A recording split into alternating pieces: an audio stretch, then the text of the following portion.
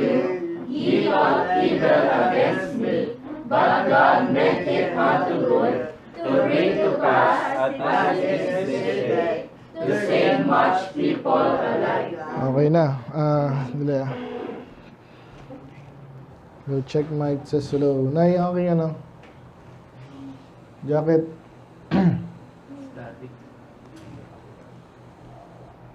Low, check. Nay, jacket ka. Okay, ulitin ko na lang ha. But as for you, you thought evil against me, but God meant it unto good, to bring to pass as it is this day, to save much people alive. Let's pray, Lord. Maraming salamat sa mga salita. I pray na kayo pong magpala sa aming pag-aaral, especially yung kailangan din namin as a church, nakuha namin at maintindihan at ma-apply sa aming buhay. Kailangan po tuloy sa kahit saang lugar, area na aming buhay, Panginoon, maging sa trabaho, pamilya, lalo na sa church, Panginoon. So, I pray na makita namin ang pagpapatawad nyo dito, Lord, na minimitor nga rin po. Patawaran na nakuha din namin sa Panginoong Jesus. Siya po yung ultimately nag-sacrifice. Makita din namin yung nangyari kina Joseph and his brethren. Ano nangyaring kasalanan din. And then, may kainggitan, mayroon ding forgiveness, and then may healing. I pray kayo pong magpala. Kayong malati. In Jesus' name we pray. Amen. Amen. Thank you po. Pwede mo to.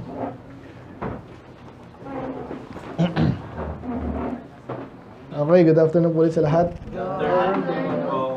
So, very familiar story.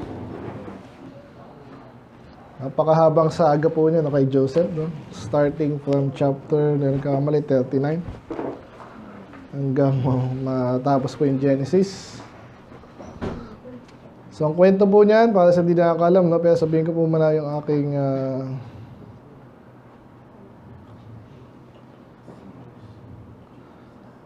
Daddy, may tawag sa'yo si Nami.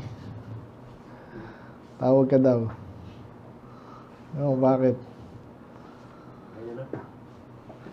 So, title po natin is Healing Through Forgiveness. Through. Healing Through Forgiveness.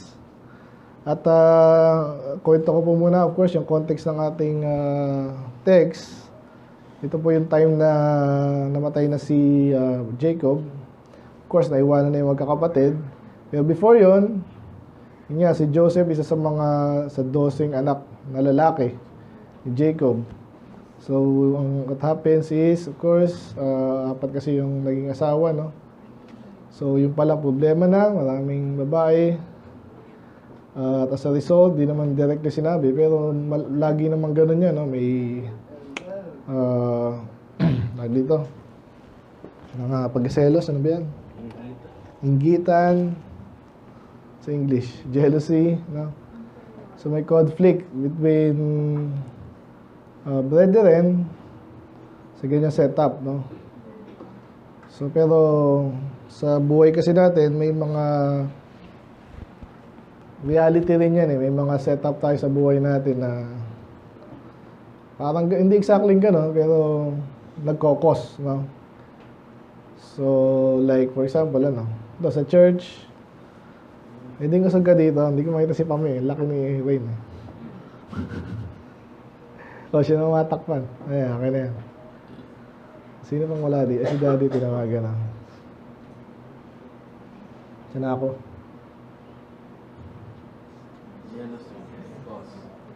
Hindi, maraming anak. And then yun, so, nangyari pa dito, of course, may favoritism, di ba? So, kaya may problema rin. Paboritong asawa, paboritong anak ng asawa. At si Joseph, medyo unique siya sa mga anak ni Jacob, no? Dahil meron siyang gift nga, no? Na siya po yung nakapag-interpret ng dreams. Kaso kinainggitan, binenta sa mga Egyptians, una sa mga tawag dyan, Ismailite, binenta, napunta sa Egypt, pinarusahan. Inalipin, pero siya po the Lord was with Joseph, no? Siya pinagpala pa rin. Kahit siya ay slave, matalino siyang slave, pinagkatiwalaan siya kay Potiphar, Bandang huli, napagbintangan, nakulong, doon pinagkatiwalaan pa rin. And ano yun?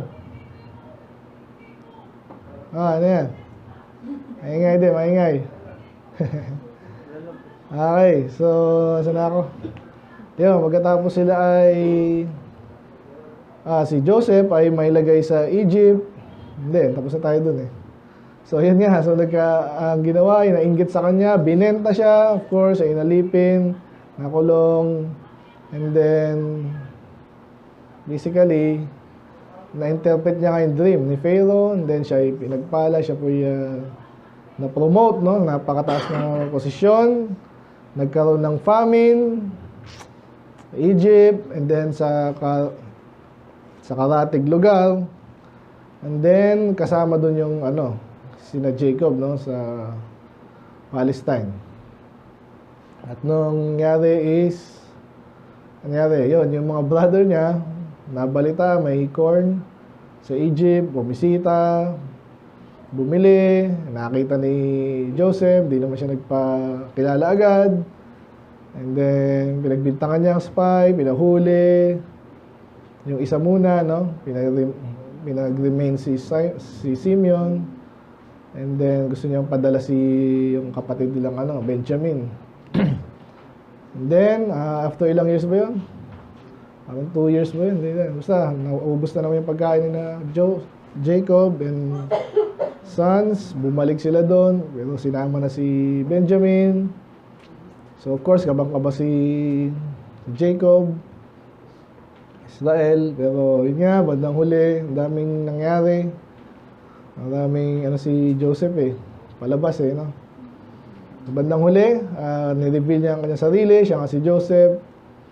At nagkaroon sila ng reunion. At sila po'y dinala na yung pamilya ni Jacob sa Egypt. Doon na sila binuhay, pinagpala sila doon. Of course, yung Egypt ay naligtas dahil kay Joseph, no?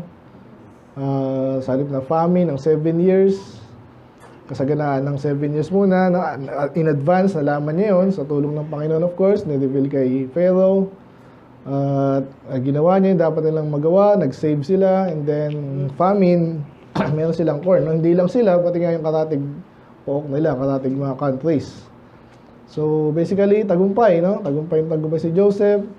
Pero namatay si Jacob, itong tagpo na to, last chapter. Naalala siyempre ng mga kapatid niya, no, na sandali. Itong si Joseph, kaya lang naman tayo hindi ginantihan ito dahil kay tatay.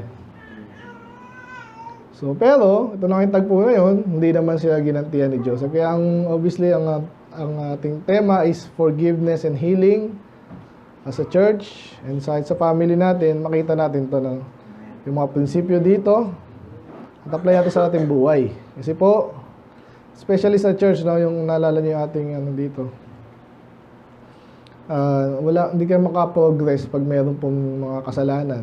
Kaso nga may kasalanan lagi. O paano yan? So we deal with that. Alamin natin ang gagawin natin. And doon na yan, yung ibang kasalanan, malalim. Pero kailangan pagpapatawad.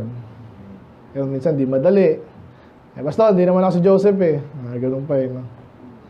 So, kaya nga inaaral natin at hingin natin ng tulong ng Panginoon para magawa natin. So, after pala nun, namatay na nga si Jacob, nagpatuloy yung mga anak niya. I believe dahil nga si Joseph ay nagpatawad.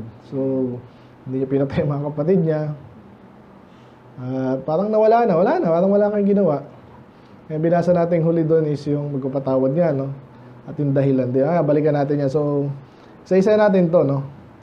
So, as we study this, reflect natin yung sarili natin, especially yung, minsan mahirap magpatawad.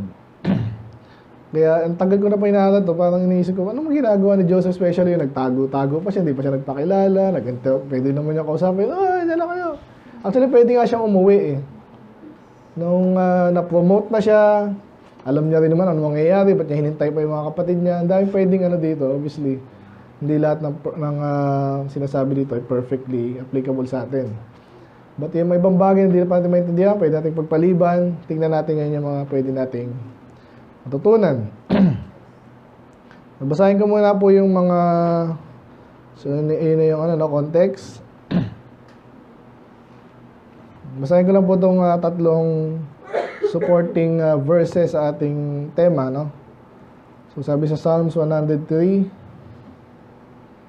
Psalms 103 verse 3, sabi po dyan ay, who forgiveth all thine iniquities, pertaining to God, no? Who healeth all thy diseases. Pansin nyo, again, ang title po natin is Healing Through Forgiveness. Medyo may relation po yung forgiveness and healing. Pag walang forgiveness, walang healing. Kaya sabi dito, ang Diyos daw ang una nagpatawad at siya rin yung nag-heal. Okay? And then, Matthew 9,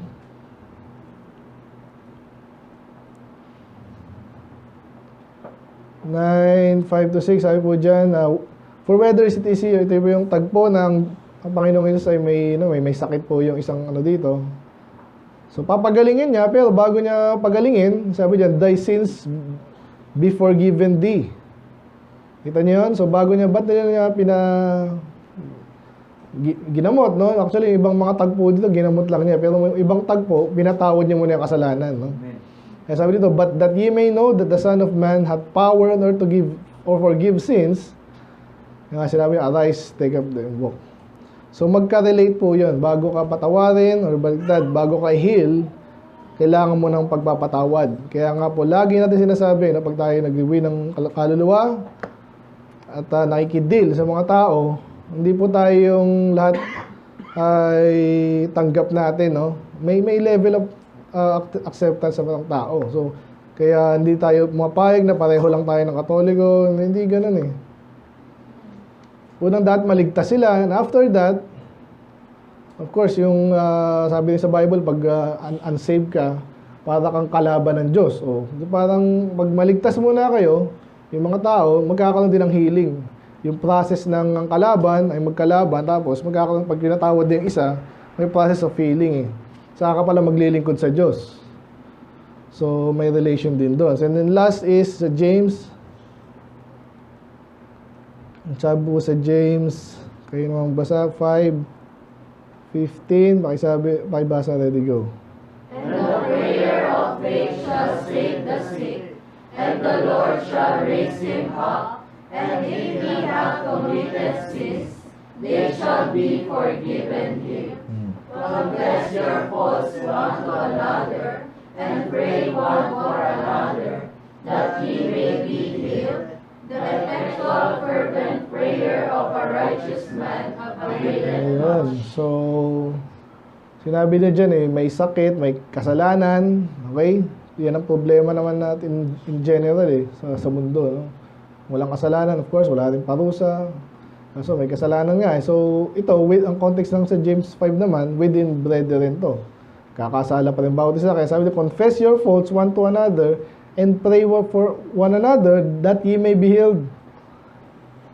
Ito yun. So, may relation talaga yung pagpapatawad, saka kayo mag-heal. Parang, hindi naman doktor, no? Pero, ang alam ko, pag may infection yan, kung anumang sugat yan, inaalis muna yun bago maghilom yan. Pansinin mo ibang sugat, di ba? Kasi nagkaroon ng infection dito, hindi gumagaling. Normally, gumagaling naman talaga kasi yung katawan may ginagamot yung sarili mong katawan. Ito pag yung problema, may nagnanaknak na sugat nga, sabi nga nila, di ba, sa Isaiah. Walang healing dyan. So sa relationships, yan po yung pagkasalanan, hindi na-confess, hindi inamin, hindi mo nga alam, baka ganun eh. So, mainit ang dugo ko sa'yo, nakakita ko yung mukha mo, wala. Hindi mo inalam, hindi mo rin niya sinabi sa kanya. Walang healing, and therefore, anong kinukumpara natin sa katawan na may sugat? No, hindi effective.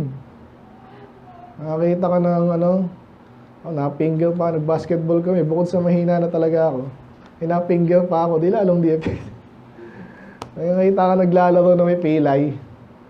Parang church yun, no? Parang isang unit, pamilya man yan, may iringan, may something, may problema, hindi maka-function.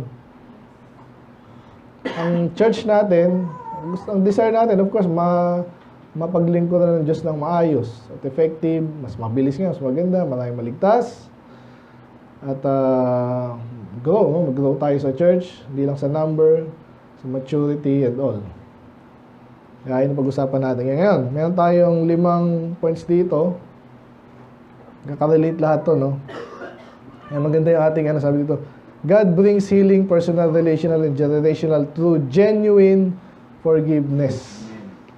Dapat totoong forgiveness kasi tayo mga bata, tinuturo tayo, mag-sorry ka. Sige, sorry. Galit pa no? Kasi buong buhay natin, pag-aaral natin kung paano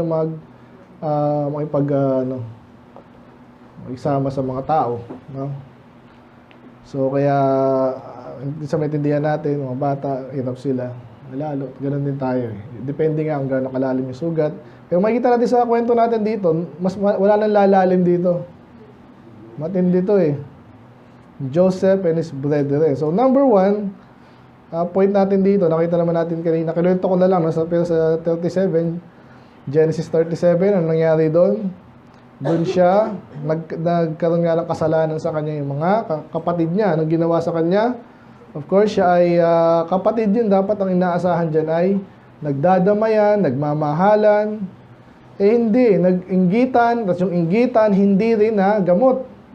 Andun yung inggit, kasi hindi na marunong si Jacob, no? Again, relate tayo sa atin, minsan may mga bagay tayo hindi nalalaman, hindi tayo ganun kagaling, hindi natin na-detect. Problema na pala, hindi naman sinulusyonan. So what happened? Yun nga, binetray siya. Anong ginawa sa kanya? Binenta, no? Actually, gusto siyang patayin. Pero hindi naman natuloy doon, kahit paano. Siya binenta, napakatindi pa rin nun, no? Ikaw ibenta ng kapatid mo. At of course, nagsinungaling pa sila sa tatay. Of course, mahal na mahal, namimiss yung tatay.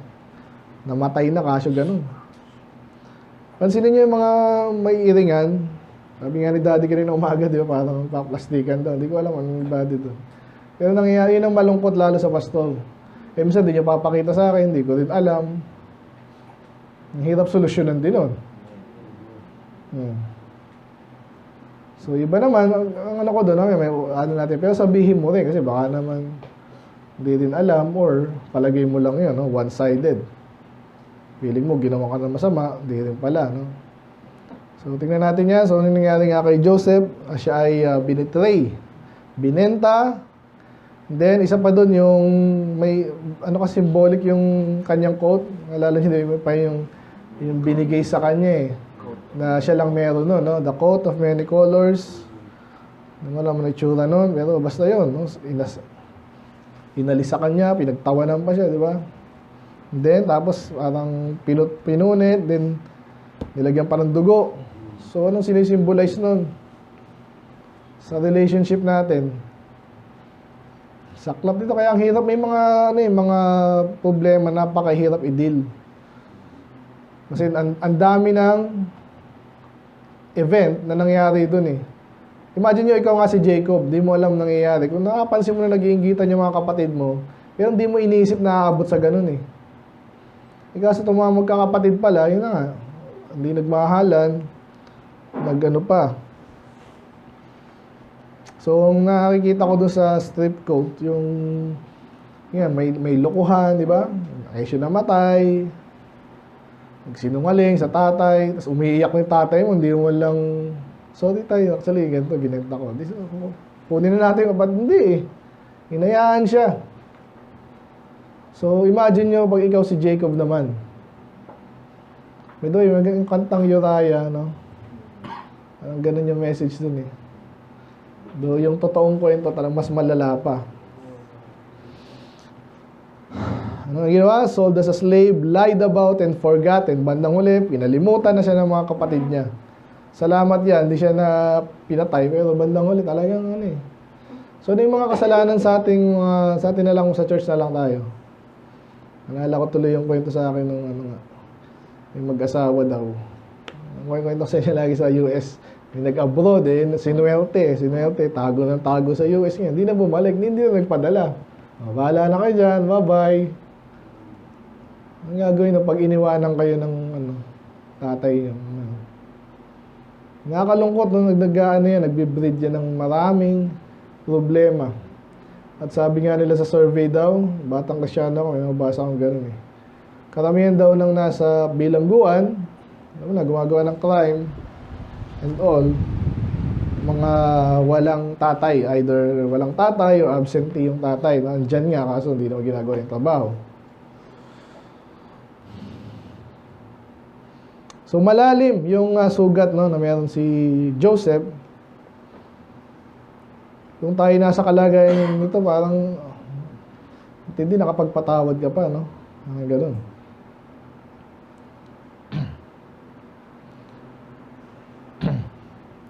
So basahin natin yung pinaka sa nagtapos to, yung tagpo na yun, no? Genesis 37 28, ang sabi po dyan, ibasa niyo, ready, go. Then there passed by Midianites merchantmen, and they drew and lifted up Joseph out of the pit, and sold Joseph to the Ishmaelites for 20 pieces of silver, and they brought Joseph into Egypt. Grabe, no? Kapatid, binenta. So, obviously, maalala natin dito si Jesus naman, binenta rin, di ba? For 30 pieces. Ito is 20 kasi daw medyo bata-bata pa siya. Yun yung explanation dyan, eh. So, ang gusto sabihin dito, actually, mayroon tayong first point natin, wounds. Nabanggit ko kanina yung mga sugat, no? Malalim na sugat. Wounds that need healing. Pag ikaw may sugat, huwag mong pabayaan. Ako nga, masakit nga ang ngipin ko ngayon. Kasi napakamahal ng gusto ko ng parot canal to, eh. Kasi ang presyo sa akin dati 14,000, eh. Pero kaysa naman ganito, balik ng balik. Mga balik. Kaya wala, eh. Tingnan natin. So nagkaroon ba yung sugat na ganon? Kasi Ate Mars lagi, okay na ba yung sugat niya? Di pa rin. Naku, kailangan yan. Kasi reklamo mo yan, di ba? Sakit ng hindi mo ginagamot, eh. So number 1, wounds that need healing. Number below that, yun nga, Joseph's deep wounds. Ang lalim ng sugat ni Joseph. Pero yung mga kapatid niya meron din. Bakit sa palagay niyo nagawa nila yon? Yun nga, di ba? Ano yung nangyayari sa kanila? Inggit sila. Talagang inggit. Parang araw-araw nila nakikita niyo, mayroon pa siyang glow. Paborito siya ni tatay. Paborito siya ni tatay. Paborito siya ni tatay. Kasi ikaw na, pag ganun-ganun pa, yung pelikula pinanood natin, di ba? Ano pa? Sino nakakalala ng kanta nun? Pinanood ba natin yun? Tayo lang. Next time, panoorin natin yun, ha? Ayun, basta, kakanta-kanta pa siya, kinakaingitan na siya, no? So, hindi niya alam, either hindi niya alam, wala siyang pakialam. So, meron din pong sugat yung mga kapatid niya, jealousy, and then later naging hatred. Eh nagkwento pa siya, di ba? Kwento pa siya yung kanyang sheep, sa yumuko sa sheep ko. Yabang talaga nito. Pati yung nanay tatay niya.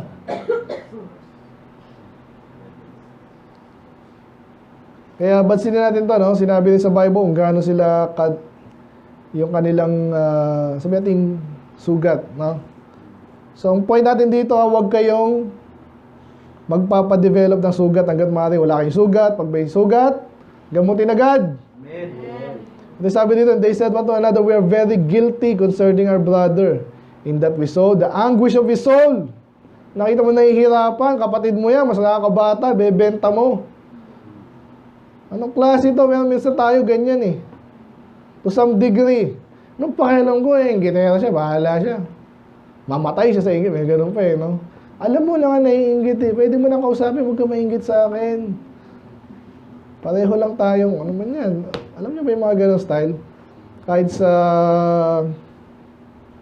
pag nakita mo naiinggit sa'yo, either, dapat nga, yung iba, natutuwa pa, eh, naiinggit sa akin kasi maganda ako, ano man yan.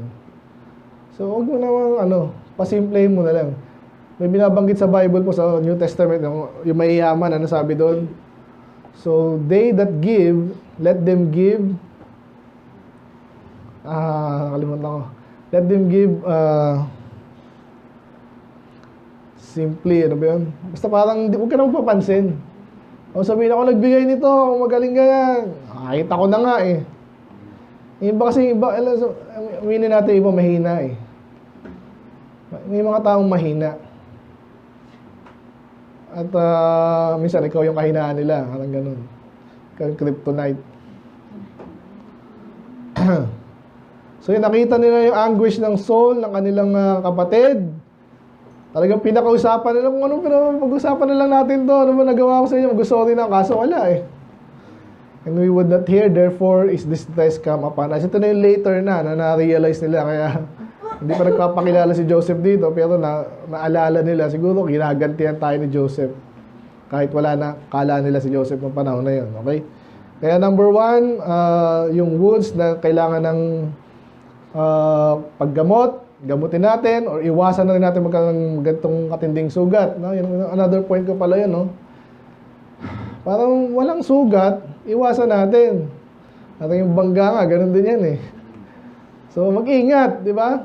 Parang walang kasalanan, mag-ingat na rin. Huwag masyadong mabilis kung, alam mo na, kung malabo na yung mata mo, kasi medyo lumalabo na yung mata ko, pero sa ganyan, malinaw pa eh. So, iwas makasakit. Amen? Kasi ito, inaano ko rin sa inyo, baka naisip, si pastor nga, ganun magsalita. Iba yung preacher, nagtuturo lang ako dito. Pansinin nyo kung malakas akong mangasal sa magtayo-tayo lang. Balas hindi ako nagsasalita, yun talagang personality ko. Iba, may mapansin lang. Dapat aware ka na doon, may mga nabuisit na rin sa'yo dating ganun. Di ba? Huwag mong bigyan ng excuse yung sarili mo na akala mo hindi ka nakakasugat. Nakakasugat ka nang alam mo yun. So, nakakasugat sa pananalita, minsan gawa, or minsan ignore. Ini-ignore mo naman. Sa halip na may inggit ka kay Peter. Ay, ang galing ah. Amen. Hindi, wala. Yun lang. So, yun. So, may mga sugat na hanggat maaari ay iwasan natin. Ngayon, kung andyan na, kailangan niya mag-heal. So, andyan yun. So, ano gagawin natin? At yung iba dyan, kaya lalong lumalalim. Parang yun nga, pag yung sugat po, lumalalim, lumalala, nagnanaknak kasi hindi nagagamot.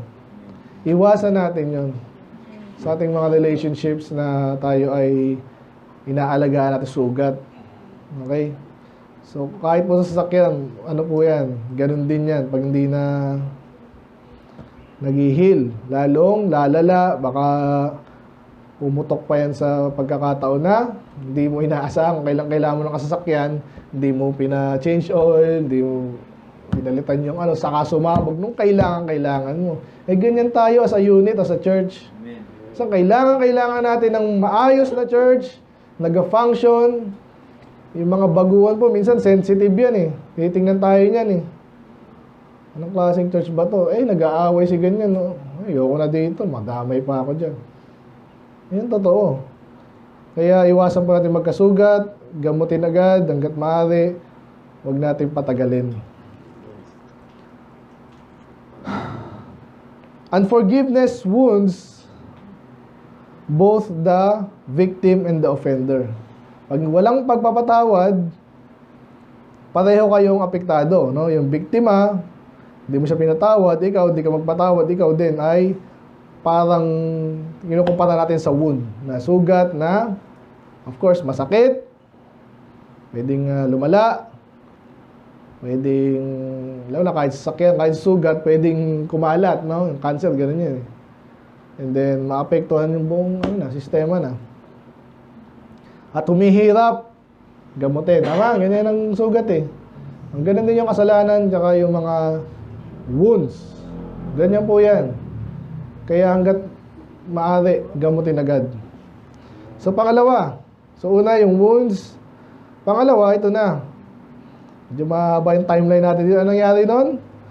Yun nga, binenta na siya. Ang maganda naman ito, sa buhay ni Joseph, kasi alam natin yung kwento ni Joseph, siya yung doon eh. Sabi nga sa dito, wala siyang kasalanan na i-record eh. Walang malinaw na kasalanan si Joseph, no? So, pero later, siya pala yung magpapatawad at kailangan magpatawad. At later, nagpatawad siya. At pattern siya sa atin. Pero paano nangyari yun muna? Alam mo, ilang taon yun eh, no? Sabi nila, hindi naman sinabi dito, parang mga 17 years old daw siya, kaya siya ganun. And then, doon na siya nagkaanak. So, tagal nun, tagal na panahon. 30 years old siyang na-promote, di ba? So, sabihin natin ilang years yun. 17 minus 30. 30 minus 17. 13. So, ano naman nangyari sa kanya?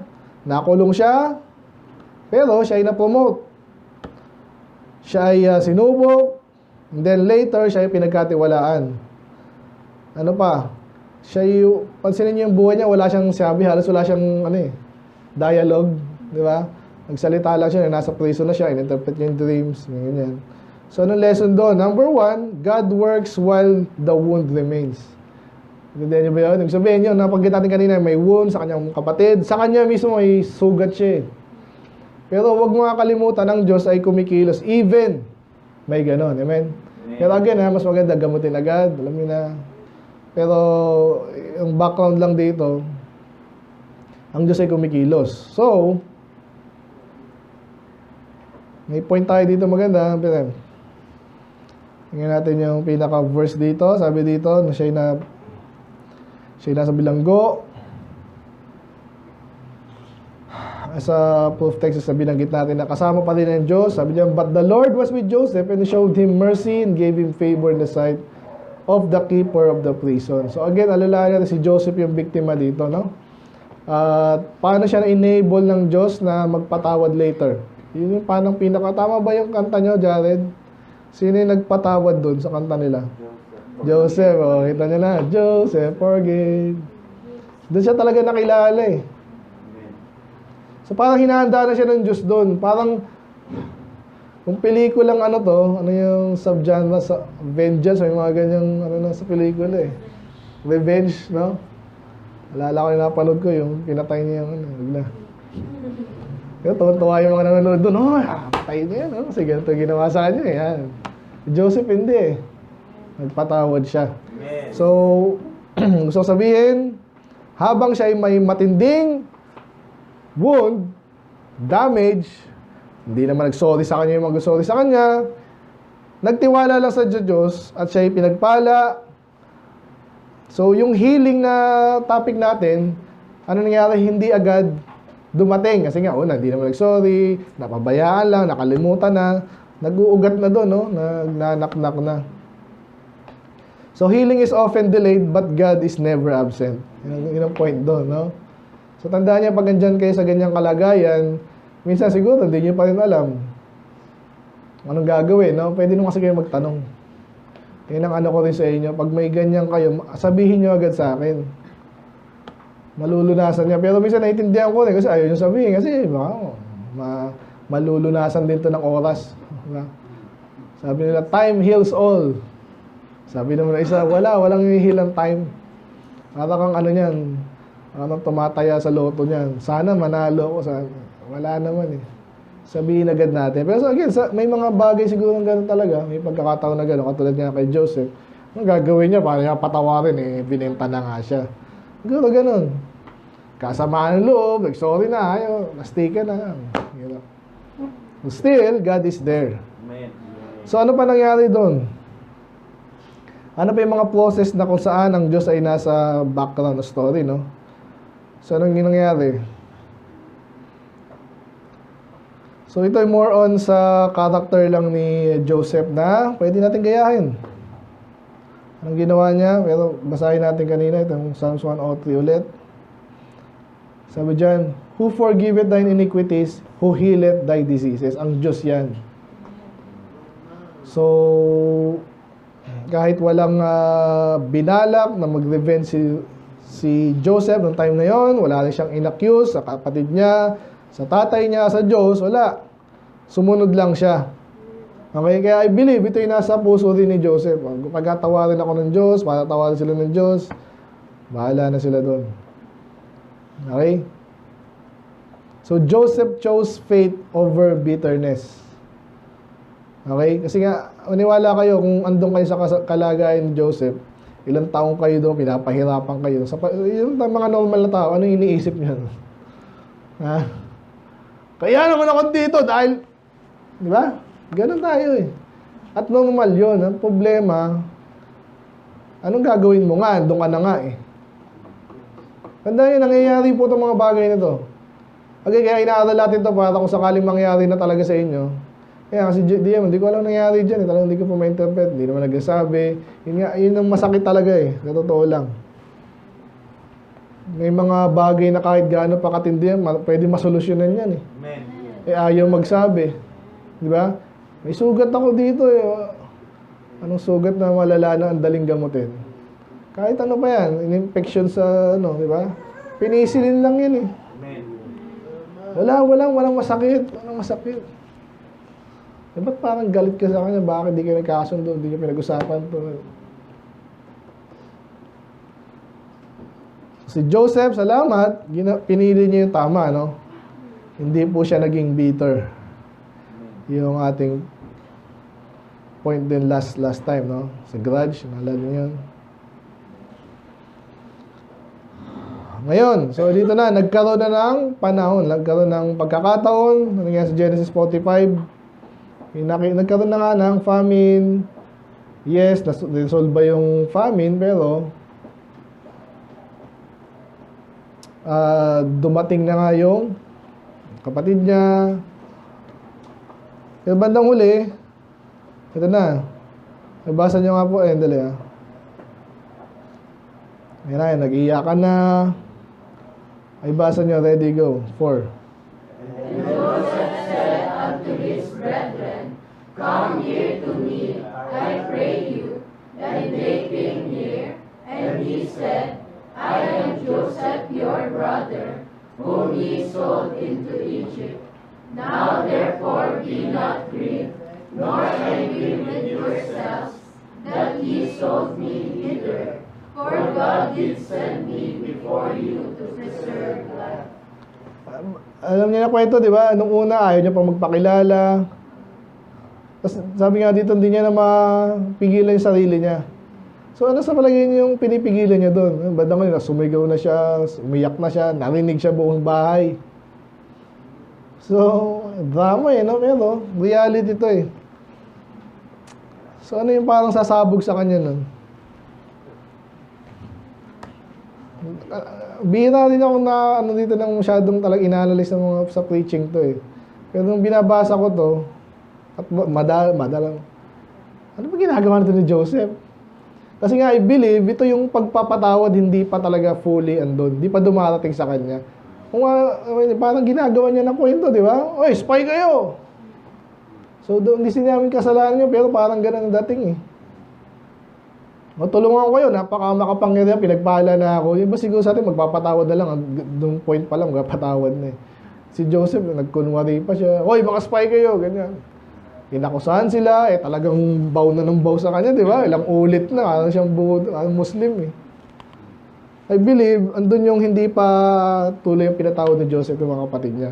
Kaso nga, nung nakailan na, bumalik, so ilang beses na narinig niya yun eh, kung alam niya yung kwento, di ba? Kasi alam nila yung salita ng yung mga Hudyo, kala lang nila, hindi nag-usap na. Yung binanggit natin kanina, sa 37, ako, yari tayo, ginaganti tayo ng Diyos. Di ba? Pero bandang huli, again, relate natin sa sarili natin. Alam mo yan, pag may mga preaching dito, sapo lagi yan. Pag kayo hindi nagkapatawaran, sinong unang inasaktan nyo? Sabi nga dito, ikaw, yung hindi mo pinatawad. Sino pa?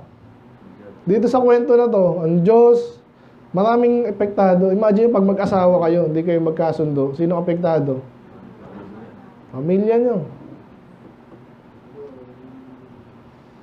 Si Amy Marcos lang, tsaka si Bongbong, hindi magkasundo eh. No?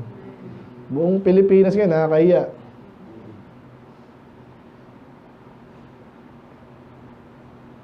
So, gano'n. Ako, yun ang hirap sa akin. Hindi ko naman kaya maging Superman.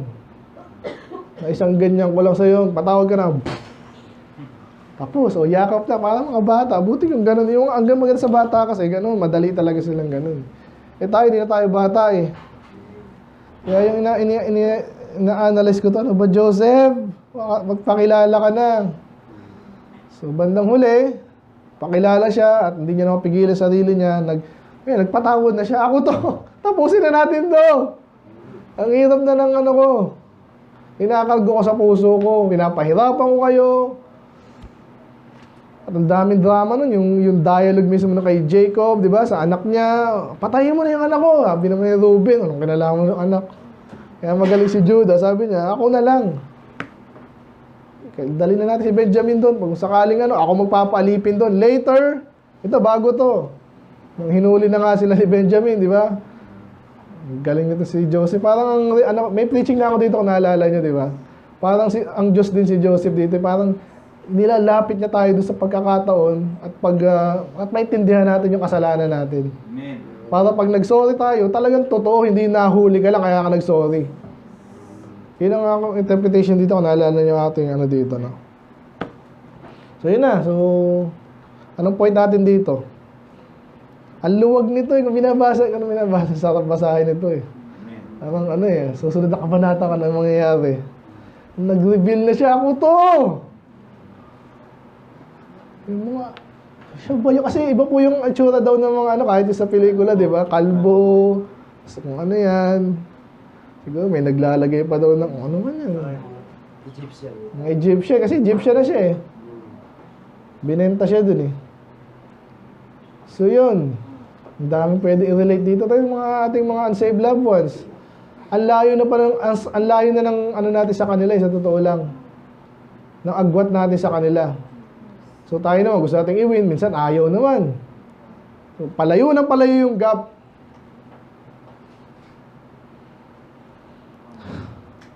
So, subpoint sa forgiveness, point number 3, forgiveness releases healing. Yan. Diyan na mag-uumpisa. Kasi kung hindi pa nagpatawad si Joseph, hindi rin nalaman nung hindi sila mag-sorry kasi hindi nila alam. Nangyayari mauubos sila doon. Pati yung tatay nga, lalong atakin sa puso. Alam niyo yung kwento, di ba? Huwag nawala si Benjamin. Patay na. Hindi na nagpatawad si Joe. Nagpatawad na nga siya. So, pag dyan nag-uumpisa yung healing. Amen. Pag tayo ay nagpatawad na totoo Pag totoo ka nagpatawad, huwag ka nang umasa ng patulad nito. Hindi na niya binatukan yung mga kapatid niya isa-isa. Ngayon, ngayon, Ako na dito. Sige, gusto niyo ng bigas? Hatawin muna kita, Hindi na nga ganun Nagpatawad siya, release. Amen. Magkakaroon ng healing. At by the way, pinagpala rin siya ng Panginoon. Kaya ang ganun, bida dito ang Panginoon Siguro, I believe, kung hindi overwhelming din yung blessing ng Diyos kay Joseph, siguro, naghihirap din si Joseph. Inabutan siya doon, ganun pa rin siya. Patayan na yun. Kaya ang ganda ng tagpo dito Nagpatawad, nagyakapan sila. Amen? Gawin kaya natin to ngayon. Ginagawa ko sa diadem to isang beses, pero ibang bagay naman. So, ayun, kaya sabi niyo dyan, huwag na kayong mag-alala, ako to. So, ano nangyari dyan? Kung sinusundan niyo kwento, tapos ang problema. At after no, puro blessing na. May problema kayo, huwag na, dito na kayo. Mag-migrate na kayo dito, makapangyarihan ako dito, mayaman ako bahala sa inyo. Ang ganda, di ba? So, nasa sa isip ko yung daming problema ng mga magkakapag-anak minsan kahit ano man yan. Nakakita ba kayo ng magkakamag-anak na minsan? Nakita ko talaga yung meme sa Facebook na naman Kaya ayaw daw makipag-reunion ng iba. Pagalingan lang, ganyan. Minsan totoo yun Nakakasaw din Kasi iba yung iniisip. Ngayon, ito yung gusto sabihin. May mga magkakamag-anak po na pwede sila magtulungan pero hindi sila nagtulungan. Kasi yun nga, malalim na wound. Bahala ka, alam mo, nung bata tayo, ganun pa yan. Kahit mga magkakaibigan, salit na magtulungan na lang. Kaya mga galing po yung ibang pamilya na talaga sila nagtutulungan. Huwag namang political dynasty, namang extreme din naman yun. Okay? Sa politika, dapat mayroon talaga provision na ganyan Mabawal yun. But anyway, nagpatawad si Joseph. Number 1, healing both sides. Yan ang nangyayari, So, ni-reveal niya yung sarili niya, tantamount to saying na nagpatawad na siya.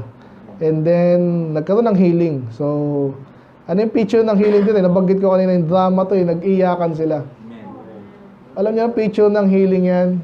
Kasi pag mayayabang kayo, parang, pero pag nag-open ako na, sorry. Sorry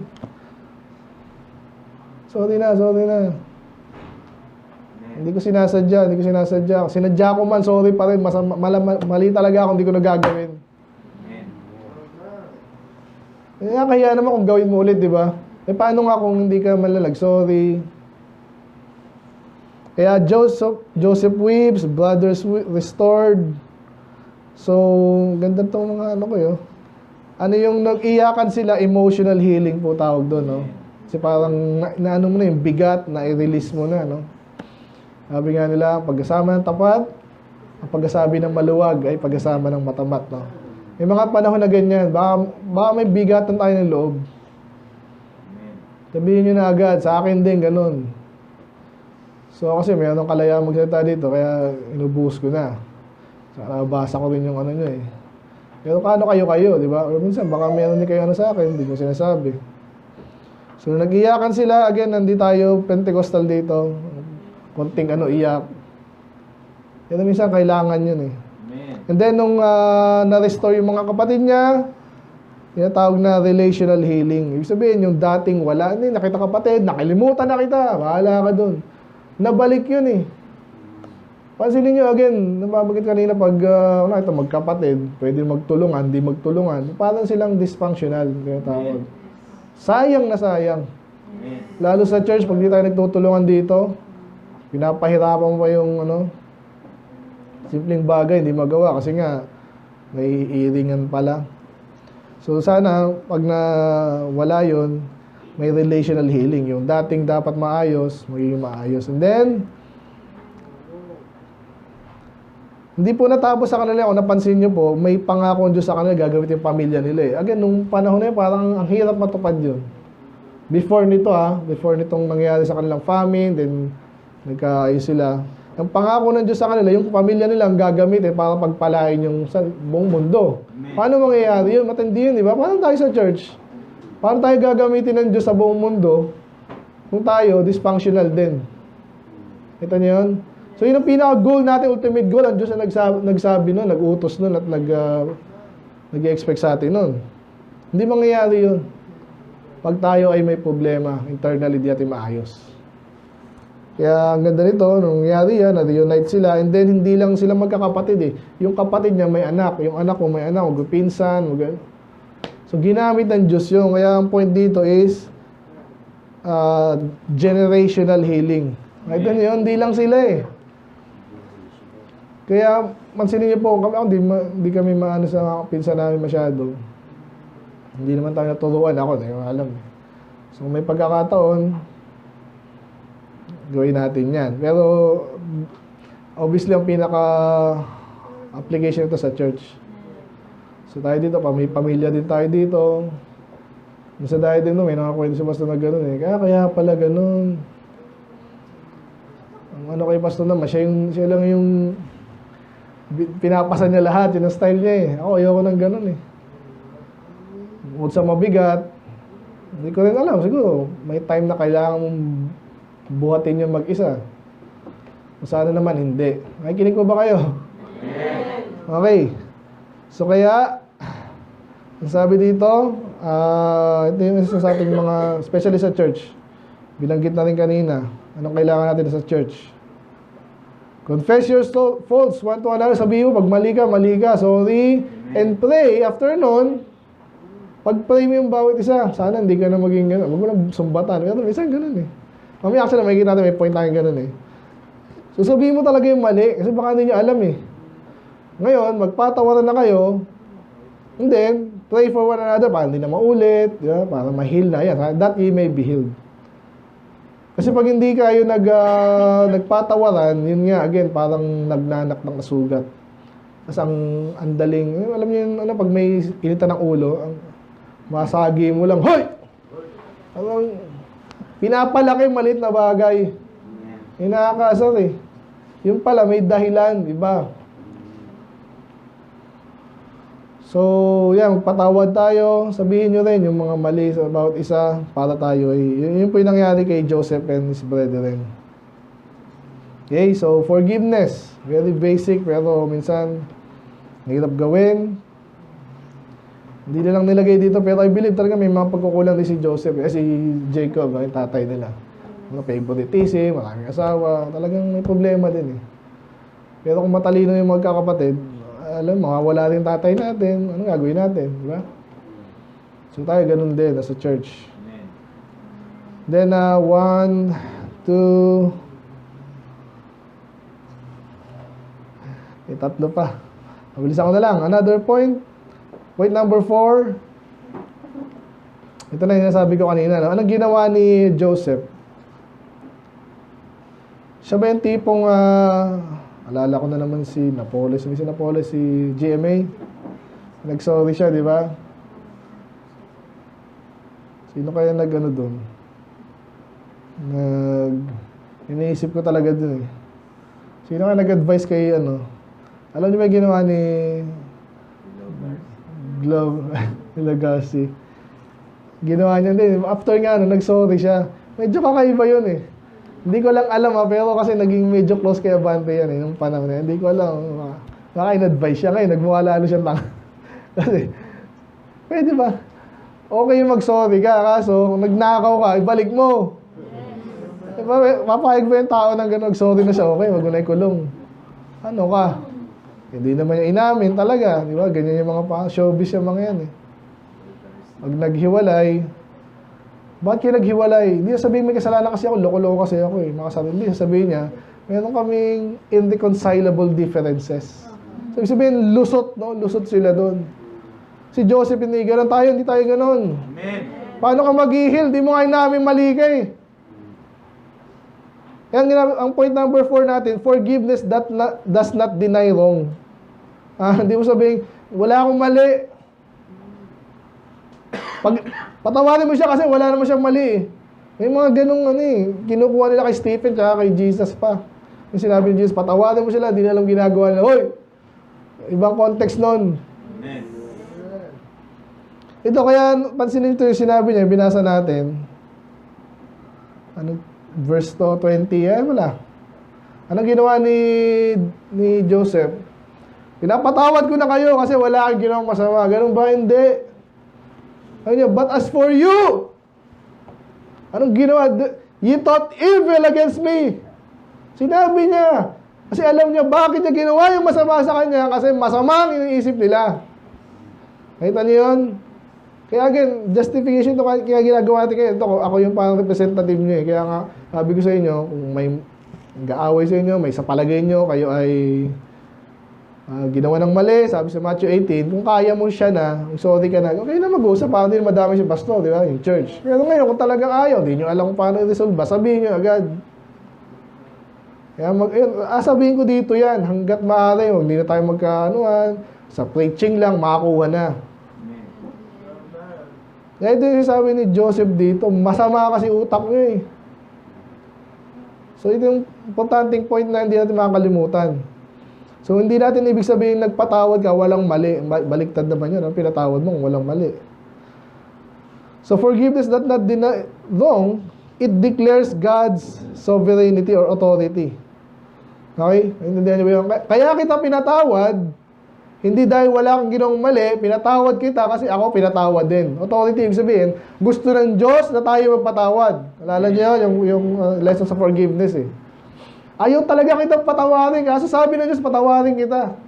Kailangan ko magpatawad, kaya ako magpapatawad ako. Nakita niyo yun? Amen.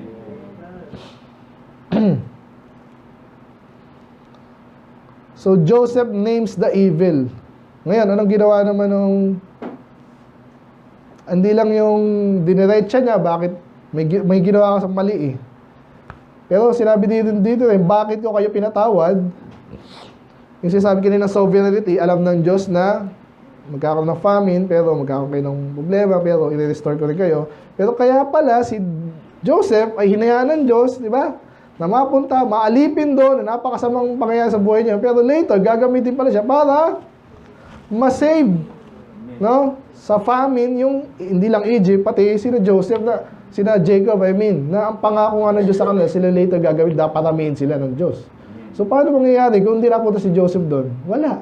Patay sila pare-pareho kasi 7 years na famine, patay pati Egypt eh. So, nakita niyo yung context, ha?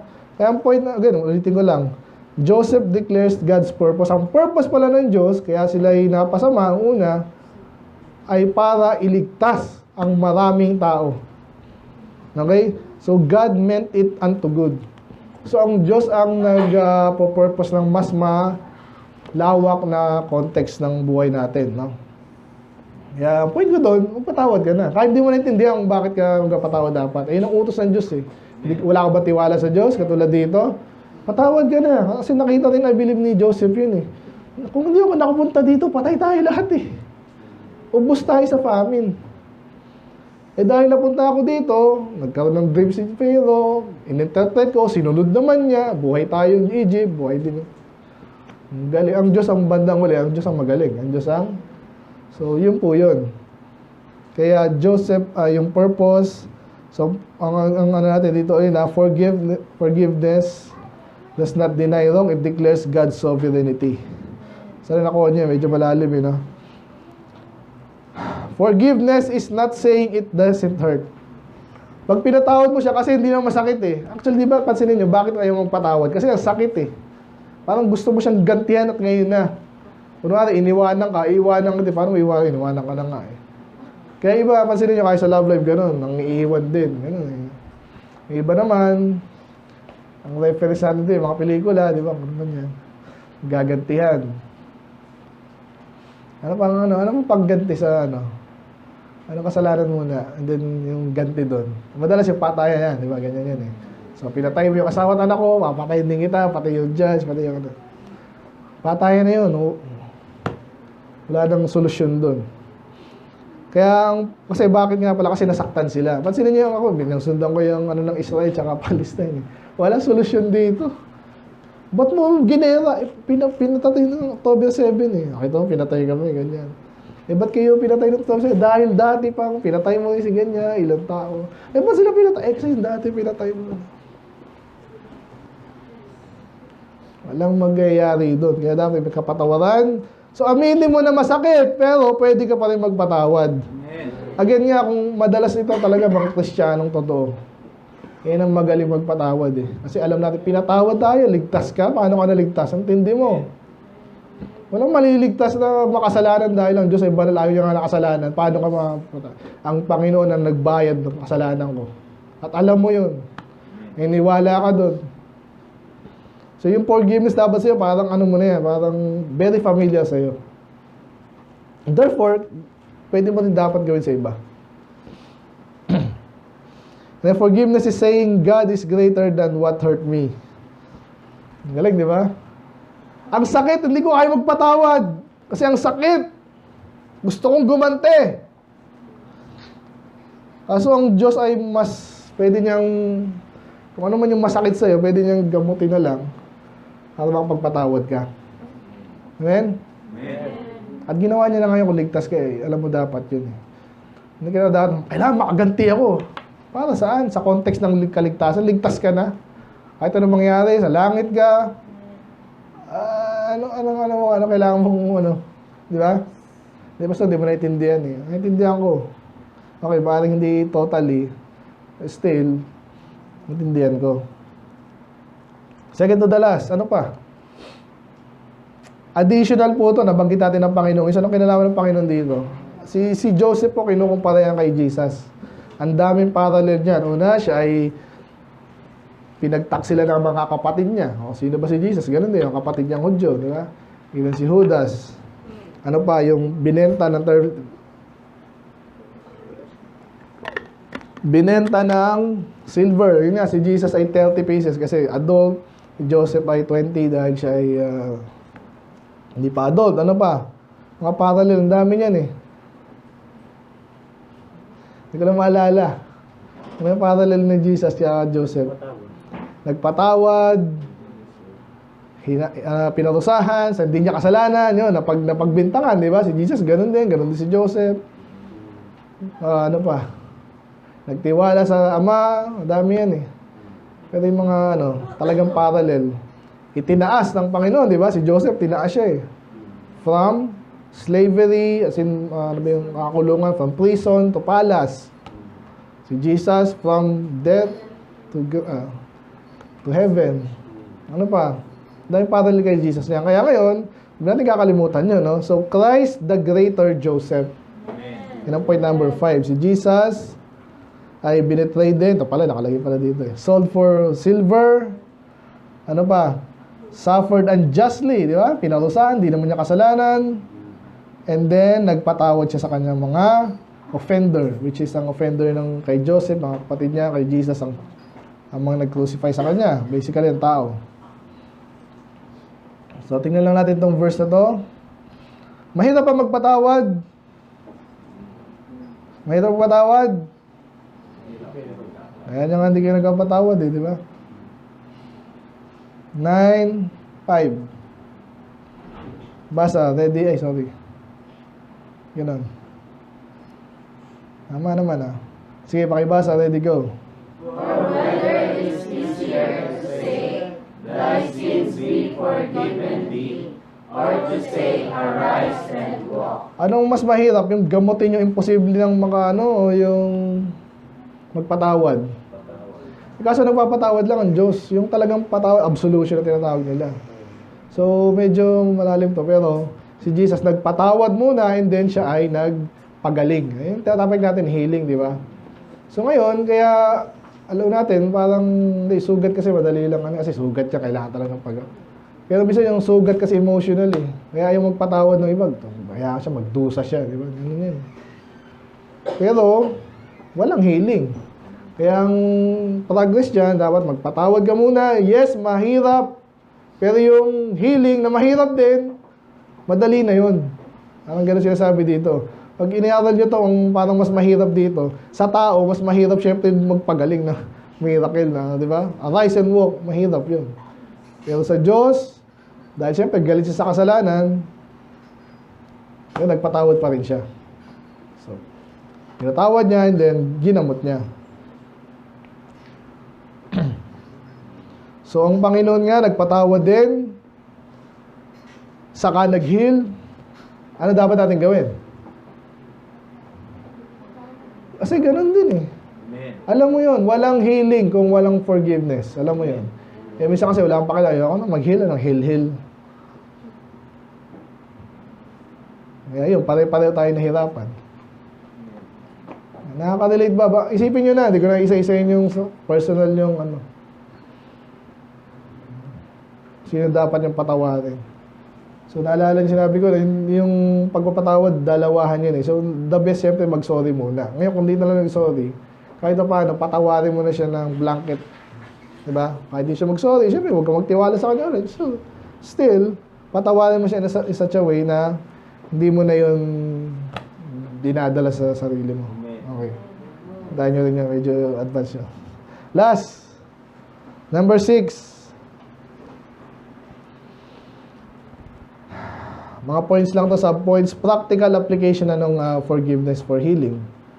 So, number 1, Ephesians 4:32. Ready, go. And be ye kind one to another, tender-hearted, forgiving one another, even as God for Christ's sake hath forgiven you. Napansin nyo, inuutosan tayo ng Diyos mag-forgive, di ba? Amen. So, kaya ang point dito, forgiveness is a choice, not a feeling. Ba't di ka magpatawad? Kasi ganito eh. Ang tinatanong mo yung feel mo, karapat dapat siya kung patawarin? Parang hindi. So, may merit din yun kasi alam niyo, nag-judge tayo na yung dapat, ano yung karapat-dapat, naalala niyo sa justice, di ba? Ano parusahan? Paano nga kung di maparusahan? May mga pagkakataon na ganun eh.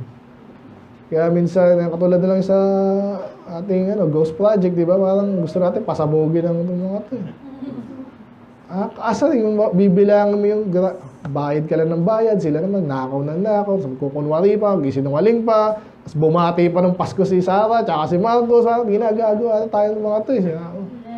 Pamura tuloy ako, sorry . Wala na kami iba. Alam na, yun ang feeling natin, amen? Amen. Nagago tayo itong mga to, ah. Ngayon, Pasko, ay, pwede lang ano eh. Pero inuutosan tayo mag-forgive. Anong gagawin natin? Kaya ang ganda ng quote na to eh. Forgiveness is a choice. Pinipili mo yan. Huwag mong hintayin na ma-feel mo na kailangan ko magpatawad. Kaya pasto dapat napakaganda ng preaching ko para, dali magpatawad. Eh sana nga, yun actually yun ang goal ko eh. Kaso hindi ako ganun kagaling. Ganun ba ako galing? Hindi ko na maintindihan yung nag-asabi ko dito eh. Piliin mo na magpatawad ka dahil inutusan ka ng Diyos. At alam niya ang sinasabi niya. Pipiliin mo yon, hindi mo na hintayin na ma-feel mo na gusto mong patawad kasi gusto mo dahil hindi, inutusan ka na magpatawad. So ito na yung application niyan. Kaya sabi dito, forgive one another even as God for Christ's sake. Pinatawad ka nga ng Diyos eh. So anong iniisip mo dyan? Nahirapan ba Diyos? Nahirapan ng Diyos din. Kasi again, mas banal siya eh.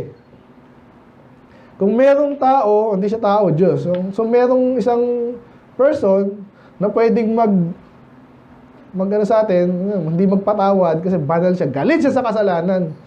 Sobrang galit siya yun eh. Pero nagpatawad pa rin siya. Okay. Wala na yung effect ng aking Joseph. Another point,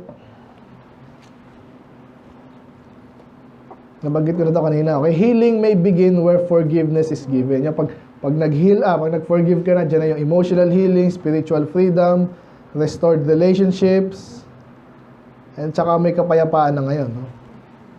May kapayapaan kayong dalawa kasi nagpatawaran na kayo, no? Makapag-usap na kayo ng... Alala ko yun yung point na inala ko dati kay Joseph, yung sobrang galit sila sa isa't isa, hindi sila makapag-usap. Di ba? Pero pag nakapag-usap na kayo, luwag na yan.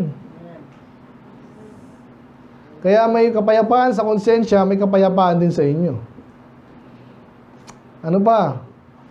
Forgiveness breaks generational cycles. Nalabanggit ko sa, diba, sa Israel, Pakistan, mga Muslim. Ganun, nag-umpisa yan doon kay Abraham daw eh. Totoo naman yun eh. Biro mo yung Muslim, ang sinasabi nila, inalay daw dun sa si Ismael. Sabi ng Bible, si Isaac. Hindi, si Ismael. Sino ba talaga? Hindi talaga makakapayapaan itong dalawang to eh. Walang angasahan dyan. Kaya dapat kay Kristo sila, maligtas sila. Pareho silang mali, ma-realize sila. Kaya pala tayo walang solusyon dito. Diba? Nag-uubusan tayo, pati apo natin, mag-uubusan ulit yun. Ngayon, mayabang yung Israel, kaso malakas sila ngayon eh. Hindi mo alam eh, kung ikaw yung matimingan naman. Di ba? Ikaw ba, pagpapalit mo yung... Kunwari ako, may anak akong 4, di ba? Mahal ko yung anak ko. Eh, may kalaban ako, kunwaring tambay dyan. May baril ako sila, wala. Eh, kung matsambahan yung anak mo, so siguraduhin mo na lang na, di ba? Na wala kang galit. Na gano'n, na may utang ka kung kanino. Kasi gano'n yung Israel, malakas sila sa ngayon, pero hindi sila pwede hindi matsatsambahan dyan. Matsatsambahan sila. At yun, wala silang kapayapaan. Ang tataas ng walls, nakita nyo ba yung walls sa, Ang dami ko pala gusto panood sa inyo, eh, no? Ang tataas ng walls doon, kasi talagang magkakagalit sila doon, eh. Kaya nagbobombahan yun, alam nyo ba yun? Yung suicide bombing. Walang pareho kasi ungodly tong Muslim tsaka mga Hudyo. Kaya, ayan, pag nagpatawaran na yan, ang daming may heal, pati yung mga anak apo-apo natin. Yung wall na yan, ang sarap wasakin nun. Tapos na. Gapatawad pa kayo, di ba? So, andun na yung lahat ng benefits sa pagpapatawad. Isa pa, pag ikaw yung nagpatawad, yung iba hindi. Nasa Diyos na yun eh. Alam nyo, ikaw yung nagpatawad, pagpapalain niya, parang si Joseph. At again, yung nangyari kay Joseph, damay-damay na, generation nila. So, ganun din sana tayo as we start the year. Kung ano man yung problema natin, sa inyo. Ako din mismo, I'm sorry kung may ginawa ko sa inyo mali. Akala ko tuloy si Pastor, di ba? Iyak ako doon kasi nga, alam ko, wala namang ginawang mali si Pastor. Pero siguro, may mga dapat siyang ginawa na, alam mo na, hindi niya nagawa, masyado. Kaya yan, every nag-sorry din yun eh. So, ano ba yung hindi ko nagawa sa inyo? O nagawa ko na hindi ko dapat gawin? O dapat kong gawin? Hindi ko nagawa? Masyado ba ako masungit? Huwag niyo akong pero hindi. Yeah, minsan kasi binabalance yan eh. Kahit sa preaching, mayroon akong gusto pang, tagal ko nang gusto i-preach eh. About preaching, about banat. Pero hindi ko pa na So, I'm sorry kung masyadong, alam mo ba, nasobrahan ba ako sa inyo? Maaaring oo, maaaring hindi. Maaaring sa palagay nyo lang, oo. Sorry na rin, amen? Amen. Yung minsan, yung mga sinusundo ko, na badali kayo, ginaganon ko, sibad nga, pag sibad ang nagsundo sa inyo. Gusto nakikiwanan agad eh. Kasi nga, may sarili-sarili tayong oras eh. Lalo ako, mainit ang ulo ko pag di ako kumain, tapos hindi pa tapos yung aking ginagawa. Bukas na naman, trabaho na naman. Yung mga office mate ko, walang ginawa yung Sunday, kundi luwaliw. Kasi nga, panay yung post sa nanggaling pala ako sa, nagbakasyon pala ako sa. Minsan, rin ako, nahinggit din ako na eh. Pero pinili ko to sa buhay ko eh. Amen. Kaya intindihin nyo rin ako minsan, anong batin. Pero, I'm sorry, saan ba ako pwede magkulang pa sa inyo? May blood nga, marami ako dito eh. Pero, maraming blessing sa kanyang Panginoon. Amen. Kaya wala na tayo dyan. Sino ba? Daddy. Si Daddy. Si Nehemiah. Pangarap ko, dapat sa edad ni Daddy, nagpapahinga na lang eh. Minsan din, nangangarap ako, yayaman daw ako eh. Kaya si Daddy, hindi ko na pagkatrabahuin. Sana bukas na yan. Ano ba? Yung anak ko? Sobrang ba ako sa inyo? Maralin nyo rin, Mrs. I'm sorry. Amen? Amen. Sa inyo din. Sandra, may kasalanan ba ako sa iyo?